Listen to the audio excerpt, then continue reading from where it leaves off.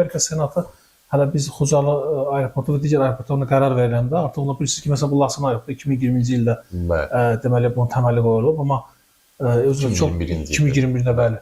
Amma özü saatda 200 nəfər sərnişin daşıma qabiliyyətinə malikdir. Bu böyük bir işdir və bu Amerika Senatı bunu o vaxtda bu proseslər başlayanda dedi ki, bu mən hesab edirəm ki, bu ən ağıllı işdir.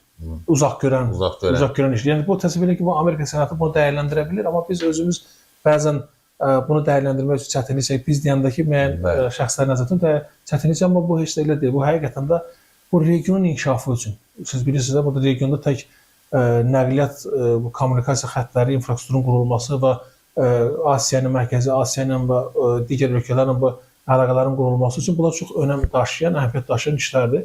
Bilirsiniz ki, bunlar həm də vacib, çünki biz artıq o sərhəd məsələlərimizi yoluna qoymuşuq, torpaqları işğaldan azad etmişik. Bu günləri bizim yük daşıma qabiliyyətimizin daha da çoxalması üçün yeni bir layihələrin həyata keçirilməsinə önəm vacibat yaranır və bu vacibliyi də nəzərə alaraq bugün həmən layihələrin həyata keçirilməsi təbii ki, məqbuldur və bu labıdır.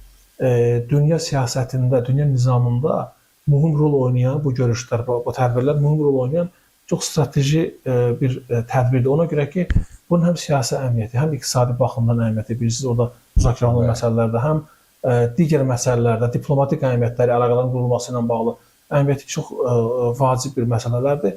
Ona görə ki, yeni dünya nizamında baş verən proseslərdə bu öncəliklər vacibdir ki, gələcəkdə deməli, bizim indiki qurduğumuz beynəlxalq münasibətlər sistemində bizə olan münasibətin bu səviyyədə saxlanması, daha da inkişaf eləməsi üçün biz bu məsələləri təbii ki, mən hesab edirəm ki, taktiki baxımdan da, strateji baxımdan da hesablanmış və nəzərə alınmış siyasi proseslərdir.